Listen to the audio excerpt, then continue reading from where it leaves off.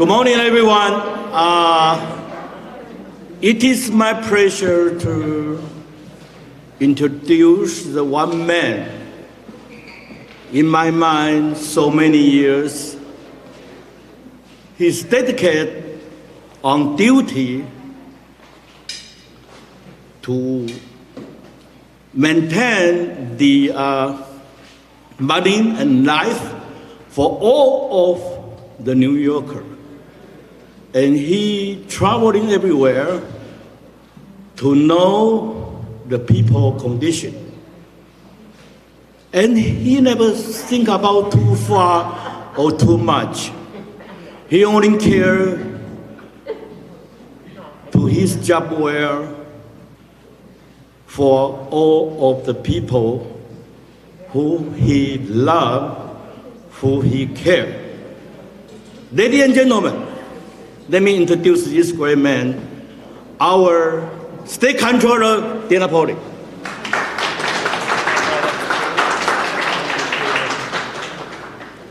Thank you. Good morning, everyone. Welcome to Flushing, New York. It is great to be here. I'll take the mask off just for the purpose of speaking, but thank you all for following the appropriate COVID protocols. Let me thank my dear friend, my brother, the legendary Peter Tu, General Consultant for Flushing Chinese Business Association. Give Peter Tu a round of applause, one of our great leaders in the community and a good friend to all of us. It's wonderful to be here in Queens. I'm so honored that so many of my colleagues in government are here, some of whom are on time constraints, so I'm going to violate a little bit of protocol in terms of who we call up when. Please nobody be offended, but I want to get everybody in to offer a few thoughts. I also want to acknowledge the owners of this wonderful building, where I've been in before with Senator Stavisky and Congresswoman Meng when they had office space here. And I enjoyed chatting with them, hearing about the history of this building and the challenges today in this economy, keeping the businesses going. But Alex Mayron Sr., Alex Mayron Jr., and I think Joseph Mayron is here. Where are they? There they are. Give them a round of applause. The Mayron family and their architect, Brendan, who's there as well. Did a great job with this expanded space. Welcome to everyone who is joining us by way of live streaming. I'm not going to, again, in the interest of time, I'll get to introductions at the end, but we have a lot of folks here to mention. I do want to get to presenting the report and hear from some of our electeds who have their own schedules to attend to. So, why are we here? We are releasing recent trends and impact of COVID-19 in the greater Flushing area. We're here because Peter Tu said, Tom, you did a report on Flushing, can't believe it was 10 years ago, and it's time to update what's happening with the economy, especially in light of what's going on with COVID. And I would note, I asked the team to pull out the press release, and who was there? Peter Tu was there, Peter Koo was there, Toby Stavisky was there, Grace Meng was there, John Liu was there, different titles, but I think everybody was, I think David Wepper was there too. So here we are again, the years go by, but the leadership for Flushing and Queens continues. So let me just get to some of the highlights of the report. The report, as you could all see, is very detailed, and we have copies for it in Mandarin and Korean also. So I do refer you, especially the press, to the details in the report. And I do want to acknowledge Rahul Jain, who's the Deputy Controller for our New York City office. Rahul and his team are the ones who put the report together. Give Rahul a round of applause for his great work. We do these reports on neighborhoods in Queens, sometimes a specific neighborhood like we're doing today with Flushing, sometimes borough-wide. So Borough President Richards will talk to you about when we next do one for the borough. But especially given the context of what's going on with COVID, we thought it was timely for us to present this report. Keep in mind, a lot of the data is up to 2019. Obviously, with COVID, there's been some limitation from the Census Bureau in updating some of those figures, but we do have some updated numbers in here as well. My comments by no means will cover the entire report, but really to give you a flavor about what we're seeing. So I don't have to tell you, the COVID-19 pandemic swept through our city neighborhoods, all of the neighborhoods, but Queens was especially hard hit and in many ways the epicenter of the global health crisis. Tragically, COVID has claimed the lives of over 10,000 Queens residents and over 1,200 in the greater Flushing area alone. On top of that, it wasn't so long ago the suffering from Hurricane Ida, loss of property, infrastructure, and life as well. It's been an incredible 20 months, hasn't it? We are seeing some signs of recovery, though, and that's important for us to celebrate on both the public health front and the economic front. Vaccination rates are on a steady increase. I would point out in the latest numbers, even more updated than what's in the report, for the Flushing area, 92% of residents vaccinated, 92% as of December 7th. That is incredible, and that shows the progress that's being made, the importance of getting vaccinated being one of those key areas. But we also look at economic recovery. We look at the important sectors of the economy, how they are progressing, and that's what this economic analysis is that we are releasing today. As I mentioned, 10 years ago we did an analysis on Flushing back in 2011, and back then we talked about the dynamism of the community, how it was fueled by small businesses, entrepreneurs creating jobs, again, largely immigrant entrepreneurs as well. And we saw this part of Queens as having greater economic vitality and energy than many other neighborhoods in the city, and certainly than the city as a whole when you compare the numbers. But no one could have predicted that a global pandemic would come along, and that certainly would put a pause on some of that economic growth that we saw and that we were projecting was going to continue. And certainly we saw continue from 2011 up to the start of the pandemic. But I think what you see in this report are some seeds of optimism that we need to underscore. Doesn't mean that there isn't still a lot of work to do. So when we talk about Flushing, we're talking about the census-defined area, and that includes Flushing, College Point, Whitestone, Murray Hill, and Auburndale. In 2020, about 258,000 people call this area home. 55.9% were immigrants, certainly a strong reflection of the wonderful diversity of this borough and of this city. This part of Queens is certainly a key player in the city's economy. Downtown Flushing, where we are, a major business center. We talk about the business center in Manhattan often, but boy, Flushing's got it as well. And certainly prior to the pandemic, Greater Flushing was one of the city's fastest growing local economies. The 2 decades before the pandemic grew saw very strong employment and business growth here. Biggest sectors, healthcare, probably no surprise. Retail trade, second, also again, no surprise. From the year 2000 to 2019, private sector employment grew a remarkable 70.9% in Greater Flushing. That's double the rate in Queens at 32% and higher than New York City's rate of 28% over that same time period. Unemployment fell to 4.5%. Businesses grew close to 82%, outpacing the growth in Queens at 44% and New York City at 29.6%. What drove that incredible growth? As I said a few moments ago, small businesses. In 2019, 87.4% of Greater Flushing area businesses had fewer than 10 employees. And that's again why the work of the Queens Chamber and certainly FCBA, Flushing Chinese Business Association, is so important to support those small businesses getting started and surviving, and certainly surviving during the time of COVID.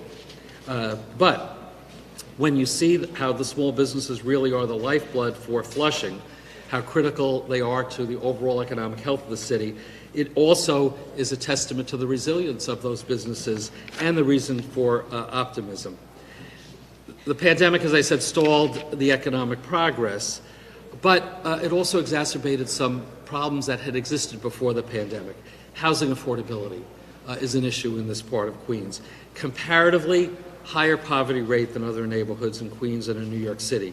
Access to reliable public transit. These are challenges for the local officials that they've been dealing with and trying to address even before the pandemic. More than 40% of Greater Flushing area residents face a severe rent burden. Pre-pandemic, despite strong growth, Greater Flushing still had a 16.4% poverty rate, higher than the rest of Queens, higher than the city average. Downtown Flushing is certainly a transportation hub, a place people want to be. access to the subway and the Long Island Railroad. But of course, the number 7 line is the only subway line in the area. So that issue of how we do a better job with public transit, I think, is key for providing more flexibility for residents and businesses as we move forward. The economic impact, no surprise, of the pandemic is far-reaching. It forced many businesses to close, increased unemployment. By the end of 2020's second quarter, nearly 1 in 4 private sector jobs were gone in the Flushing area. Queens, in fact, saw the highest rate of job loss in the city, over 25% job loss. And Greater Flushing's residents were on the front lines of the pandemic. 82% of residents worked in essential jobs or in face-to-face sectors. They had little or no option to work from home and were particularly vulnerable to COVID-19. There's no question we have to underscore their sacrifice and tireless efforts cannot be overstated. Despite the existing challenges, we're seeing progress, thanks in large part to the federal, state, and local relief efforts, and we're going to hear from our federal and state officials in a moment. We thank them for their great work. The Payroll Protection Program, expansion of the Economic Injury Disaster Loan Program, the city's Open Restaurants Program, a significant economic indicator, again, a reason for optimism, job recovery. Employment in the Greater Flushing area has recovered faster than in many other New York City neighborhoods. By the first quarter of this year, jobs were down 12.5% in Queens, 14.1% citywide. But in Greater Flushing, jobs were down only 8.4%. Only is still a big number, but compared to the rest of Queens, the rest of the city, better numbers here in Flushing. So the data is showing us that the path to recovery, while it will take time, we have to acknowledge positive signs here in the Greater Flushing area. This is, again, led by the entrepreneurship of the businesses that are located here. Again, often driven by the strength of the immigrant community here. Men and women who know what it means to be challenged and who keep moving forward no matter what, whether they hail from China, Taiwan, Hong Kong, Korea, Thailand, Bosnia. We have a chart there with all the other places people come from. These are the people who are fueling this recovery. So all New Yorkers are looking for pathways to recovery, and I expect Flushing to help lead the way and show us how to do it in the most positive way. But we have to make sure that as the recovery gets underway, that the inequities and the challenges that were there even before the pandemic, that they are addressed more effectively. We need to be sure that everyone benefits from New York's rebound. I hope I did that in a New York minute so we could hear from some of the folks who have to work. So I'm going to keep my usual effusive comments about people short because I want to get everybody in. But I'm so honored that we have a president here. And he's the Queensborough president, Donovan Richards, who I got to know when he was on the city council. This fella is everywhere. He loves Queens. He knows Queens inside and out. Off to an incredible start as borough president. I know he's on a tight schedule, but I'm really honored that he took the time to be with us here in Flushing. Borough President Donovan Richards, give him a round of applause.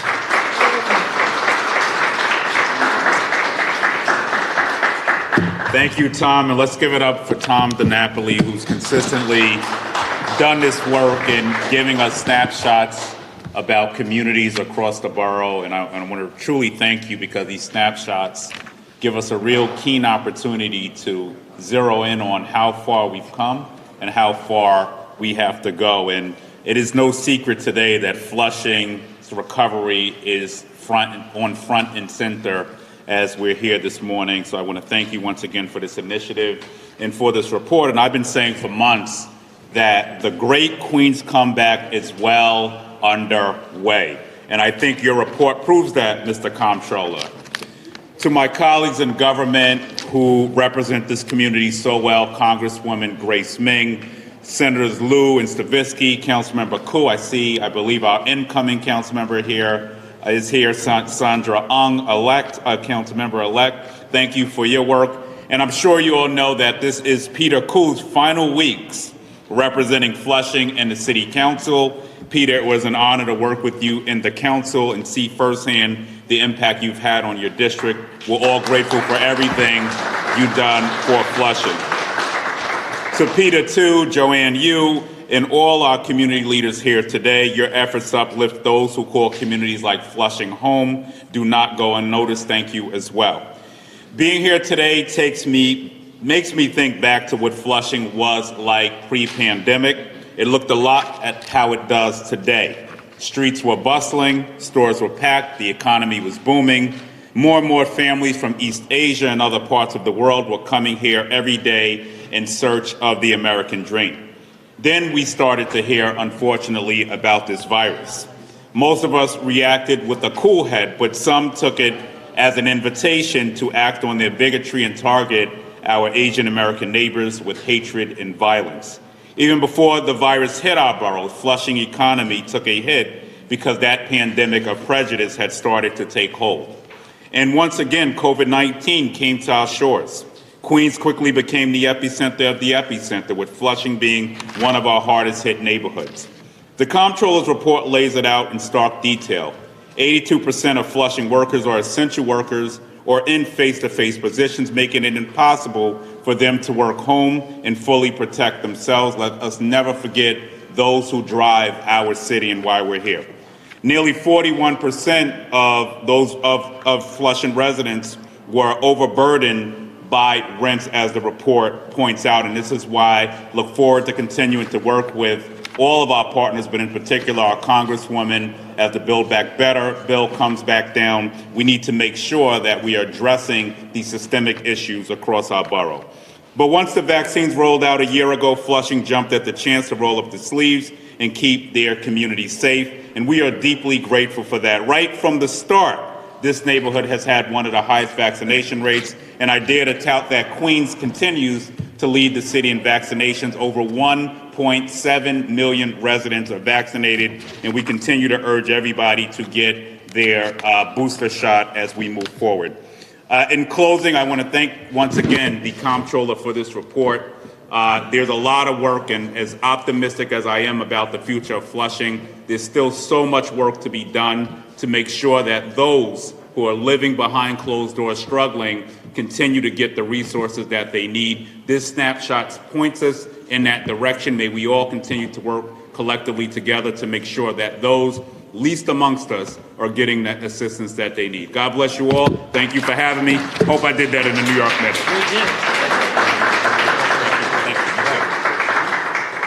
Thank you, Borough President Donovan Richards. I know you're on a tight schedule. Give him another round of applause. Great leader here in Queens. Again, I'm trying to move it along because I know some folks have other commitments, and I appreciate the patience and forbearance of my colleagues. Our wonderful state senator, yes, Toby, you're wonderful, but the other state senators got to be out. John Liu, former New York City Controller, where we got to work together so closely. John, thank you for coming by. I know you're on a tight schedule. Come on up, say a few words.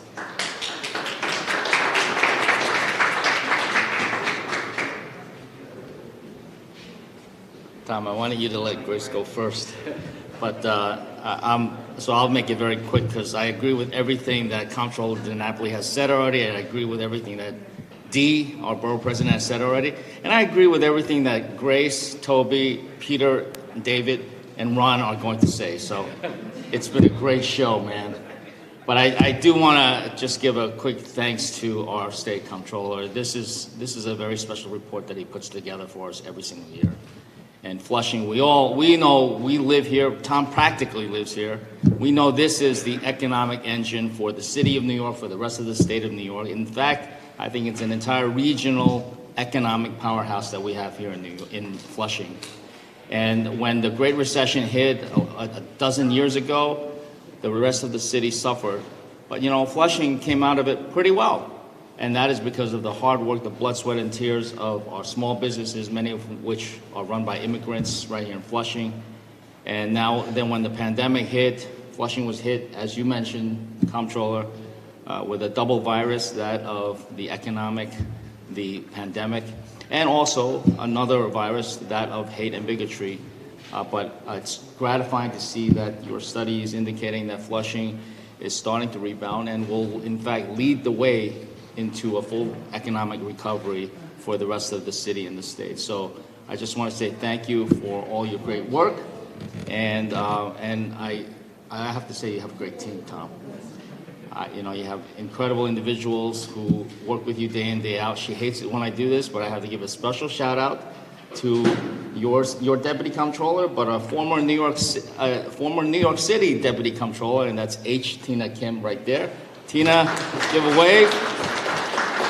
And with that, thanks, Tom. Look forward to seeing you lots and lots here in Flushing. And don't forget, Flushing is not just a place to come eat. Flushing is a vibrant financial center. We've got the largest concentration of financial companies anywhere in New York City outside Wall Street. We've got institutions of higher education. We're a tourist destination for all the people who are coming into LaGuardia and JFK, and so much more. And we have the best food. Thank you. Thanks. Give it up again for Senator John Liu, a good friend, a great colleague for so many years, and a hard worker on behalf of all of our city and state. I'm told Assemblymember Ron Kim is here. He's got a tight schedule, too. So, again, my apologies to colleagues who got here earlier, but I want to call up. I have a love for the State Assembly for obvious reasons, having spent 20 years of my life there. But someone else who works very hard on behalf of the community, a great leader, a strong leader. I'm very honored he could take time out of his busy schedule to be here. Assemblymember Ron Kim. Thank you. I apologize for cutting the political hierarchy, Congressmember and Senator Toby Stavitsky. I believe this is the second report your office has published on Flushing in the last decade or so. And every time, 10 years ago, yeah. And every time it validates our hard work in this community, the small businesses. Once again, the emphasis in small businesses. We talk about economic resiliency. And we need a community that focuses on local economies, and that's what Flushing does best. And we can't lose sight of that. And I just want to raise that issue because more and more our mom and pops are struggling. I know Councilman Kudoku with his pharmacies and others like him are struggling with the rent, struggling with chain stores coming in, and the Amazons, the big mega companies. So we have to do a better job protecting our hardworking immigrant communities. And I think this report validates the reason why we need to continue to support our small businesses. So thank you, Mr. Controller. I look forward to working with you to make sure that our immigrant communities and their voices are heard properly in the state. Thank you all. Thank you. Thank you, Ron. Give him a round of applause. Assemblymember Ron Kim. Thank you, Ron. Thanks. I know you're busy and on a tight time frame. So I think I could take a breath now for a minute. The borough president mentioned, the senator mentioned it, the assemblyman mentioned, so why do we do these reports? They're really meant to be a snapshot, a picture of a point in time about how a community, where a community status is at, largely looking at economic numbers, but also looking at some other demographic numbers. It's a big city, it's a big state, right? So that's why when Peter, too, said, Tom, you need to update Flushing, because Flushing was the first one of these reports we ever did. It really set, the standard then that when we went out to other neighborhoods, particularly in the 5 boroughs. But we're going to be doing more of these reports, and I'm very pleased in this post-pandemic environment for a neighborhood, right? Rahul, this is the first neighborhood. We did the Bronx. We did the Bronx borough in terms of COVID, but this is the first neighborhood, given the importance of Flushing and how much we love it. I'm glad that we're starting off with Flushing. So Peter, too, thank you again for encouraging us. So now I'm going to get back on protocol line. And you all know she's wonderful and just a delight to work with. Congresswoman Grace Meng is someone I know. I don't know, how many years do we know each other? It's a lot of years. But I certainly got to see her in action in Albany, representing the community in the State Assembly. And, the phrase that's been used about Grace a lot in the past, I emphasize in the past, is that Grace Meng is a rising star in New York State politics. Her star has risen, and it's not just a star at the state level, it's a star nationally. When I see Grace on CNN or what is it, the C-SPAN, is that what we call it? I forgot what you call it now. When we see you, I saw Joe Morelli yesterday, by the way, at the Rules Committee, another former colleague of ours from the Assembly. But Grace speaks with such force and passion and intelligence, and she is fearless. I mean, there's some big issues to deal with, especially on, when we talk, as we've been referenced, and as we mentioned in the report, this terrible scourge of hate crimes, particularly directed at Asian Americans. You know, Grace Meng has been forthright in reminding us all what we need to do to address that. She serves on the Appropriations Committee. Yes, I got that right. And a very important pivotal role. She's gaining in seniority. Really, we have so many wonderful people in our congressional delegation that really have delivered for us in the course of this pandemic. But nobody is higher on the list in my mind than the member of Congress who represents this community. Maybe she'll even, who knows what the new lines will be? Maybe you'll come over to Great Neck, I don't know. But it's an honor and a privilege, and I thank her for her patience to be with us. The Honorable Congress Member Grace Meng.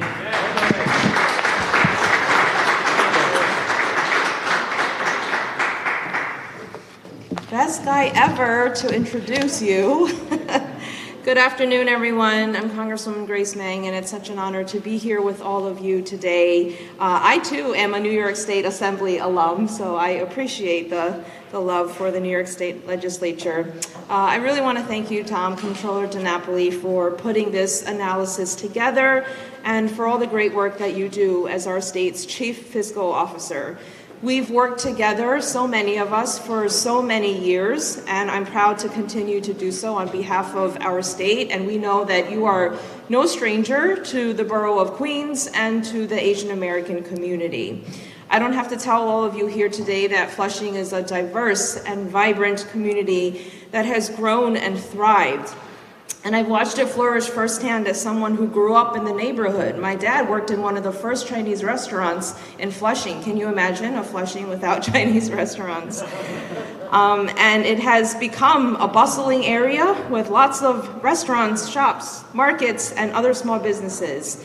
And every day, and especially on the weekends, we see and welcome tourists from all over to come check out so many of our establishments. But almost 2 years ago, so much of this came to a halt. Flushing was hit hard by the COVID-19 pandemic and really was one of the first communities in the state of New York and across the country to suffer severe economic impacts from the outbreak. It was one of the first places to be affected by anti-Asian sentiment, like the Comptroller mentioned, that we have seen across the country since the pandemic began. Many who usually flock to our restaurants and small businesses stopped coming because they were scared that they might catch the virus simply by visiting an Asian American owned business. So a lot of our small businesses and establishments were really devastated right from the start. And so many people who lived locally and who worked here locally were scared to even go out of their homes. And in September, as the Comptroller also mentioned, we suffered the remnants of Hurricane Ida. And it wreaked havoc on our area, turned so many lives upside down, caused unprecedented flooding, and many deaths in our community. And some are still reeling and trying to recover from the devastation. But we know that Flushing, just like the rest of our city, is resilient. Its residents are strong. And I'm hopeful that better days are ahead as we work to move past this pandemic. But we are not out of the woods yet. We must do all we can to bring relief to our residents and small businesses. There are bills that we've passed in Congress, such as COVID relief packages, and others that still need to be passed, like the Build Back Better Act. So, I want to say, I'm going to ad-lib a little bit. My staff's going to kill me. We come here and talk about the tremendous success of Flushing. We talk about the tremendous growth and how much we have recovered and still continue to recover. But know that a lot of what is covered in this wonderful and detailed report is because too many in Flushing, Queens, and our Asian American community were not given equal and adequate resources from the very beginning. And so as we talk about vaccines, for example, our district was one of the last places in the entire city of New York to get a permanent and long-term vaccine site. And even with that statistic, we still managed to reach a 92% vaccination rate. And I just want us to remember that. You can clap for that, Assemblyman. So what's sometimes hard to analyze in reports like this is the resilience and the strength of people in the community, of community groups and organizations who reach out to do the job and to fill the gaps where government has not done so. And so there are so many areas such as that. And as we see and work on the distribution of the infrastructure bill, if Donovan was here, he would agree that Queens communities and Asian American communities must see and feel the benefits of the infrastructure bill too. And lastly, with the Build Back Better Act that we're going to pass, hopefully very soon, Senator Schumer says before Christmas, this takes care of many people who, up until now, through COVID and through the infrastructure bill, might not feel any impact of what Congress has done. And so we need legislation like the Build Back Better Act, because when we say we need to build back better, it has to include communities and families who were not helped through even the many bills that Congress passed. And so we need to pass the Build Back Better Act to make sure that we are leaving nobody behind and including more people to restore Flushing to an even stronger place than it was before. So I just wanted to thank, again, Comptroller DiNapoli for always remembering us here in Flushing and in Queens, and for always being such a great friend and responsive friend to the AAPI community. Happy holidays, everyone.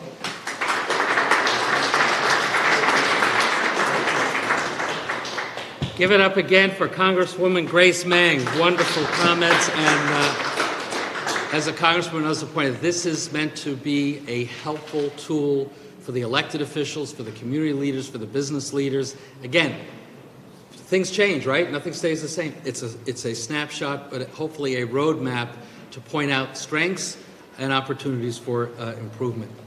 Next, I'd like to call forward another great elected official. This woman has more energy than I do, I will say that. Senator Toby Stavisky represents Flushing at, what's your Senate district number? 16. 16. 16? Yeah. That was my assembly district number. There you go. Good things happen at 16. May change. Yeah. But I have to say this, Toby Stavisky really loves her neighborhoods. And she is, I'm sure all the electeds would agree, she shows up at everything. And Peter, too, you'll forgive me, but Toby tries to get me to learn Chinese. You never taught me that. But Toby's Chinese is pretty good. I haven't picked up very much of it. I assume it's good. You know, I assume it's good. Her Chinese is very well. Yes. You know, and when you talk about economic growth and opportunities for people, especially younger people, education is key, right?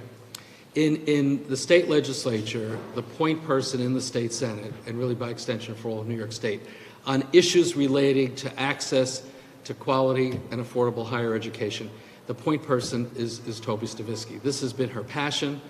This has been her work. She chairs the Higher Ed Committee.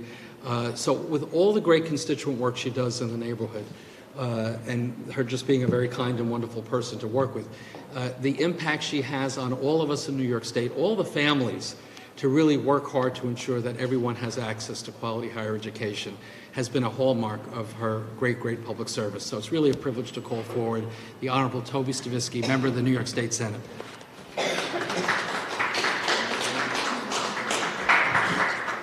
Thank you, Mr. Controller. And in fact, everybody seems to be an Assembly alum. My husband spent, I think it was 18 years in the Assembly, and worked very closely with the brand new Assemblyman DiNapoli and his predecessor as well. Because did you know that, I think I'm correct, that Tom DiNapoli was one of the youngest elected members of his community school board? First 18-year-old. How old? 18. 18 years old. Really? Really? I didn't know that. So you are old. Controller, thank you for bringing us all together, and to my colleagues. As I was listening to the summary, and reference was made to the report 10 years ago, I'm not going to repeat what has been said, but the thought occurred to me, maybe you need a prequel to what was going on in Flushing before the report came out. And let me tell you that in the early 1980s, if you walk down Main Street, you would see boarded up storefronts. You would see mass migrations out. Flushing was literally going downhill. People were leaving, businesses were closing, and then folks from, at first, Taiwan, and then from PRC and Korea and all of the other countries started coming. And they are the people who revitalized literally what I think was going to become a ghost town into the thriving commercial hub that it is. And it's to the Asian American community that we owe the rebirth, the renaissance of downtown Flushing, without a doubt. But yes, to me, it's all about the jobs, the people who work here, the small businesses who employ these folks. And at the same time, there are people who are struggling. And in fact, I think reports show that one of the lowest income groups is the Asian American community, because many of them are older. They didn't work here, so they don't have Social Security. They have housing insecurity. They have rent problems. Our housing is not as affordable as we would like. There are so many other issues. But the report shows optimism. It shows that things are rebounding. We are dealing with these issues in Albany, whether it be the rent issue, where we did massive legislation on the day of Hurricane Ida. That was September 1st, and that's when we passed the extension of the rent evictions, both for commercial and tenant occupiers. And hopefully in 10 years, and if I'm in the Senate in 10 years, please shoot me or something. I shouldn't say that. I mean, that's going to come back to haunt me. But seriously, I mean, who knows? We are on the rise, and people know that, and it's because of the small businesses who are here. So, Comptroller, we thank you for everything that you've done and everything that you're going to be doing. Thank you. Thank you. Thank you, Senator Stavisky. I think the historical perspective is a very, very important one. I appreciate your saying it. And you mentioned, the older population. One of the reasons why the numbers, as I recall, on broadband access were lower in Flushing than other neighborhoods in Queens and New York City is because of the older population. When we did our broadband report, Congresswoman, we found that besides putting aside some communities that don't have the physical infrastructure, but you look at some of the demographic numbers, it's people on the lower income scale, but also seniors. Age is another factor that shows a limitation on access to broadband. So I know you're working on that issue as well with your colleagues. So great points, important points. Sticking very much with the neighborhood theme, I want to call forward someone who, as was mentioned earlier by our borough president, I think, has really had an incredible tenure of serving this community on the New York City Council. I got to know Peter Koo first when you were still with the FCBA, right? I think it was the first time we met. And I certainly knew Peter Koo as a very highly regarded business leader, and working along with Peter too and the other colleagues at FCBA, someone supporting the new businesses coming into the area, helping them understand what they needed to do to put their roots down. So no surprise that when Peter Koo ran for City Council, he won and was elected and has been reelected. And he really has, throughout his tenure, been an incredible advocate for the greater Flushing area, but he's also been a great champion for small business, certainly for immigrant rights. He also, it's a consistent theme with the men and women who you all elect here. He is accessible. He is passionate in his advocacy for his neighbors and his constituents. He's been a wonderful colleague in government for me to work with. He's even referred some important things to me that I can't talk about because they're still pending. But this guy is serious. If he sees something that's not right, he's going to be loud about letting people know what needs to be corrected. And Peter, whatever the next chapter will be, and I'm sure there will be a next chapter of you serving the community. I think Peter, too, has some ideas, but you'll make up your own mind. Peter Koo, you've been a great member of the City Council. Thank you so much in your last 2 weeks or so, taking time to be with us. And he's got the best socks of anybody here today. I want to point that out. Council Member Peter Koo.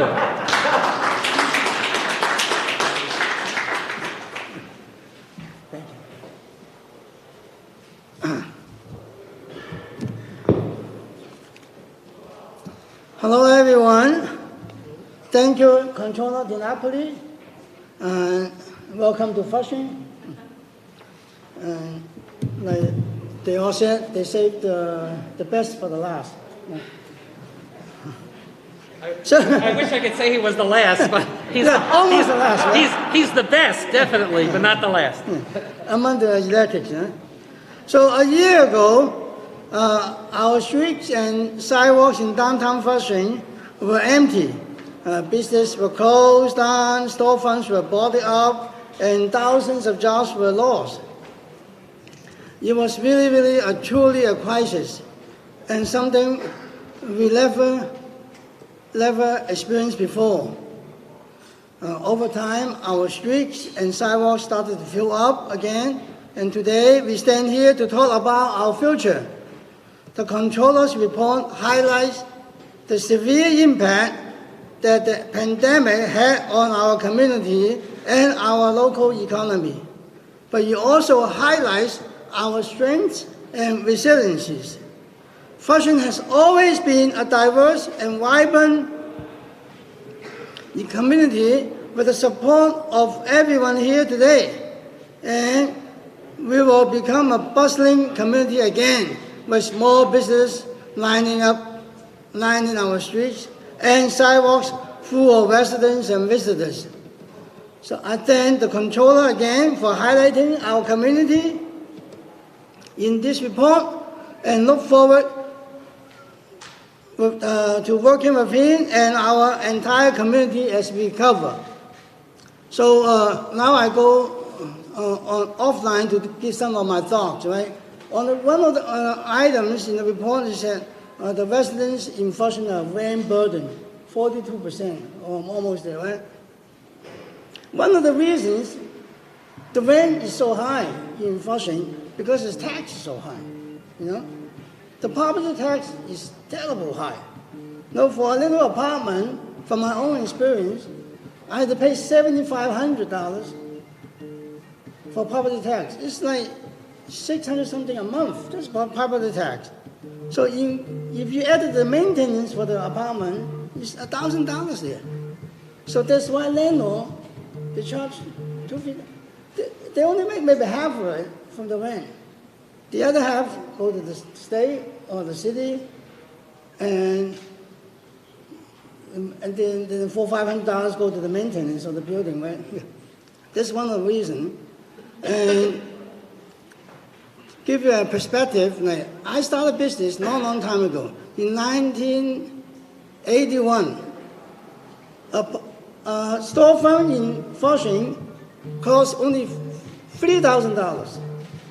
1981, 2,000 square feet. In 1991, it went up to $7,000, 10 years later, right? And now it's $35,000. Yeah. So, and with the property tax, a small store, 2,000 square feet, will pay almost $50,000 with the. So it's a very high rent. And Flushing contribute a lot of money to the state, to the city, but in return, we didn't get too much service. The police service, when you see the streets, it's all lined up with vendors, illegal vendors, taking away business from regular business. And for 2 years, the city hasn't done anything. Well, they tried, but they didn't. There's no results. So, in spite of that, let me say something good, right? The whole world is looking at America for guidance, right? For post-pandemic recovery. America is looking at New York. New York is looking at New York City. We have a new mayor coming. And New York City is looking at Flushing. Yes. Forget it. Thank you. Well said, well said. Give it up again for Peter Koo as he finishes his tenure on the New York City Council, clearly leaving an agenda that needs to continue. Another elected official who loves Flushing, loves Queens, loves New York City, someone who served on the City Council, currently serves in the New York State Assembly, someone that I know very, very well. He and his family have been very dear personal friends to me, besides friends on the political front. When I was in the Assembly, I had the great privilege to be in the Assembly when Saul Weppern was Speaker and was a great mentor and supporter of mine. So it really is a privilege to have with us the member of the Assembly, the individual who carries on the Weppern tradition of public service here in Queens, Assemblymember David Weppern. David.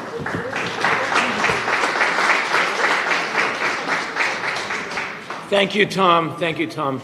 I think just about everything has been said, but I guess as many people have said, not everybody has said it. But you know, I'm very proud of my diverse district, which is kind of on the outskirts of Flushing. I have a very large immigrant-rich community. Over 60% of my constituents are first-generation immigrants born in other countries. So I share Flushing in that sense, and I'm on the API task force in Albany because I have such a large Asian community. But I really want to thank the Comptroller for this in-depth report. I'm happy to see that the worst is behind us. The immigrant community, as it is in my Assembly district, is the heart of the small business community, will continue to be and has expanded. And thank you, Comptroller DiNapoli, for highlighting that. And it looks like the best is ahead of us. Thank you. Thank you, Assemblymember David Weppern. Just have a couple of more comments, but thank you all for your patience. I now want to call forward the person who's going to be coming into office to help deal with these issues and build on the progress and address the challenges. So it's a privilege to call forward our council member-elect for the Flushing area, Sandra Ung. Sandra? Thank you for being here. Thank you. Good morning, I'm Sandra Ong, and I'm going to represent much of the district that's in this report. I will make this a New York minute. I want to thank our State Comptroller DiNapoli for having this report and showing us the trends and challenges faced by our community. And a lot has been said, but one of the things I do want to say is that one of the biggest challenges faced by our community is language access. It's because of the lack of language access that we have so many issues accessing the benefits that this community deserves. I want to give you a big shout out too for actually having the report today in different languages, so thank you, State Comptroller. And I do look forward working with our CBOs who are actually part of the gap of serving our community to make sure our community gets what we deserve. And also I want to work, looking forward to working with our federal and state partners to make sure to strengthen Flushing and to make sure it's the best district that it can be. Thank you.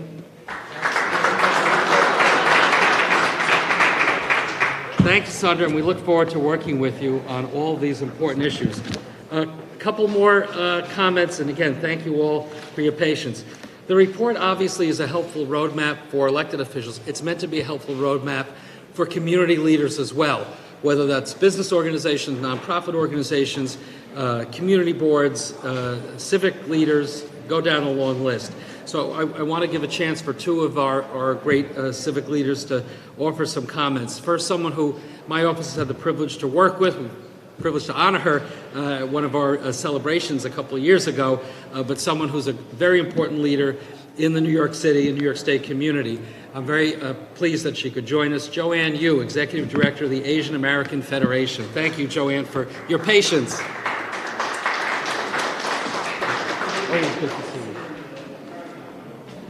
I'm going to take more than a New York minute because I came here from Brooklyn. But I want to say it's good to see everybody here. It's good to be with you. Thank you, Comptroller DiNapoli, for inviting the federations to stand with you today.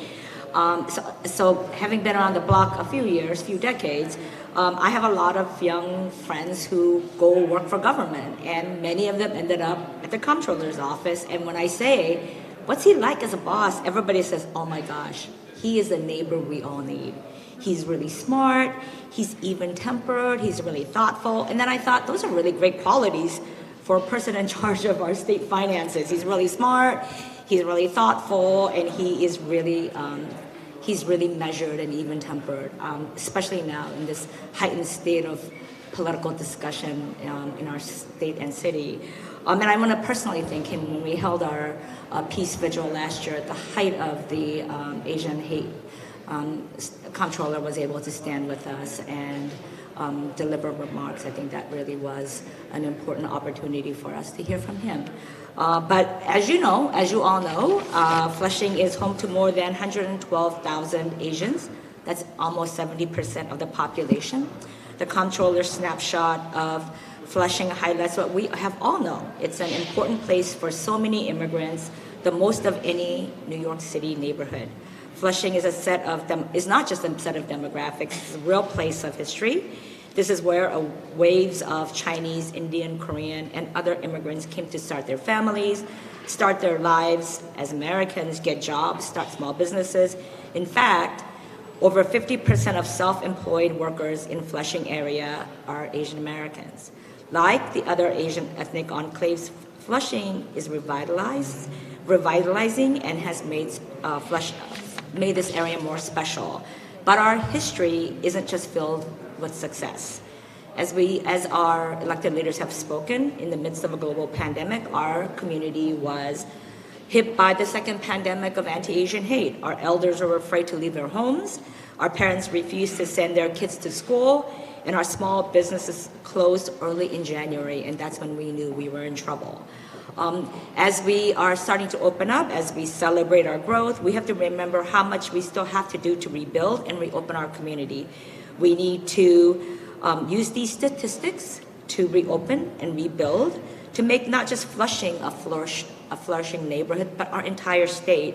We have overcrowded housing, we have invisible homelessness, we have a lot of need in our community, as Congresswoman Meng has mentioned, and we are really grateful for reports like this, because as much as we produce reports and advocate from the outside, we also need champions from the inside who tell the exact same story. So I'm really privileged and honored to be here. Thank you, Comptroller, and happy holidays, everyone.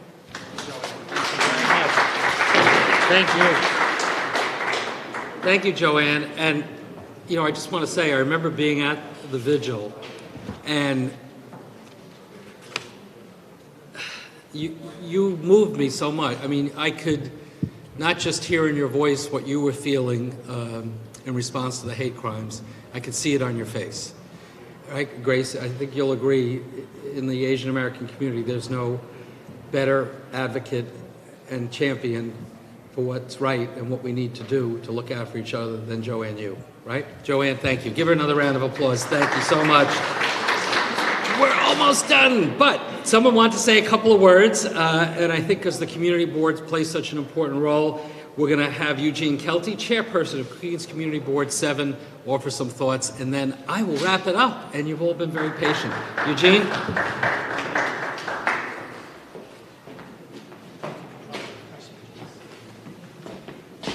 Make it fast, because they said short speeches bring really good friends, so we'll make it very quick. Welcome to Flushing. Again, it's only one of my districts. I have College Point, Whitestone, Malba, Beechhurst, most of Flushing. So we are the largest community board population-wise. Of the 59 community boards in the city, we are the largest. And as you see that number over there, 250,500 are in Flushing alone.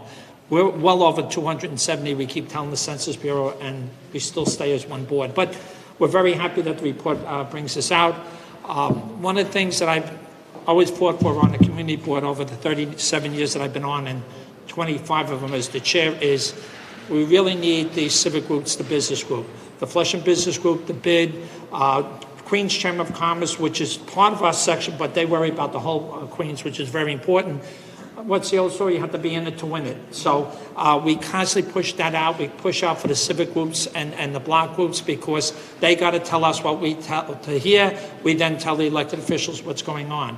And I want to thank Peter and Dion and Tom Gresh, and I see Brendan over here. So I want to thank them for their support and working with us. And it is a tough battle. We've really, we're kind of trying to get out of the pandemic problem, but I want to get my businesses back up and operating. The new council-elect in Flushing, we've already spoken with her, and we had a great conversation, and we want to work with her. We've got a lot of work to do, and let's get the businesses back open because that makes money, and when we make money, we're all happy. So thank you very much for letting me speak, and have a great holiday, everybody. Thank you. We're almost done. I want just some acknowledgments, but before I do that, Eugene gave me the perfect setup. He said, you got to be in it to win it, right? That's like what the lottery they talk about. So this isn't the lottery, but one of the fun things we do at the Office of State Controller is return people's lost money, unclaimed funds. Besides remembering about Flushing, go to our website and see if we owe you any money. So we did a little search, and I would like to call forward our friends from FCBA because we found some money for FCBA, not for you personally, but Peter Tu, my friend, the general consultant, Dr. Yo-Ming Wang, the president of FCBA, Gary Hu, the former president, and Michael Wang, executive director, Flushing Chinese Business Association. I want to present this check to you all. Come on up, don't be shy. You didn't know we were going to give money to FCBA. We're just returning some lost money from the organization. Of course, money goes to individuals as well as organizations. So, $1,500 for FCBA.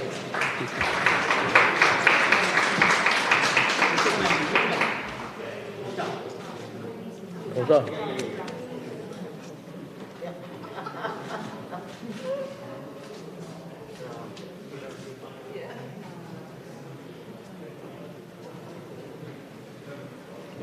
Okay. You're welcome. See? We want to surprise you with that. FCBA does such a great job. Listen, you've all been wonderful. I'll just make it very quick. Again, this snapshot is meant to be helpful and useful to the community, to the elected officials. Thanks to our staff for doing such a great job and pulling it all together. Thanks for your patience. Yeah, give the staff a round of applause. Wishing everybody safe, healthy, happy holidays. Let's hope 2022 will be a better year than this one, and it's starting off feeling a lot like this one's ending, so we need to be careful. So many wonderful people have been here. You heard from the elected officials, but to acknowledge people who were here, I'll go through the names, and then we'll do a collective round of applause. Again, Peter Tu, who kicked us off, General Consultant for FCBA, Dr. Yo-Ming Wang, President of FCBA, Gary Hu, the former President, Michael Wang, Executive Director, FCBA, a dear friend and another great leader in the community. I know he got here just a few moments ago, Charles Yoon, President of CAGNY, the Korean American Association of Gravy. Charles, give him a round of applause, special for Charles. Jeff Rosenstock, Assistant Vice President, External Affairs, Queens College, is here. Deanne Yu, Executive Director, Flushing Business Improvement District. The BID is here. Jiha Fisher, Executive Director, Korean American Family Service Center, is here. You heard from Eugene Kelty, Community Board 7. Marilyn McAndrews, District Manager, Community Board 7. Ravi Vaidyanathan, I hope I said it right, Director of, or I'm told to call him Ravi, you all know him. Director of Religious Affairs, the Hindu Temple Society of North America. Brendan Levy, manager working with Tom Gresh, Queens Chamber of Commerce. Tom had another event, which is why he couldn't be here. Jim Vaccaro, Greater Jamaica Development Corporation. Again, to the Mayron family, thank you so much for your hospitality. Did I leave anybody out? Then I'll say, you've been a very kind audience. Thank you for being here. Thank you for those watching us on the live stream. Safe home. Thanks again. Thank you so much.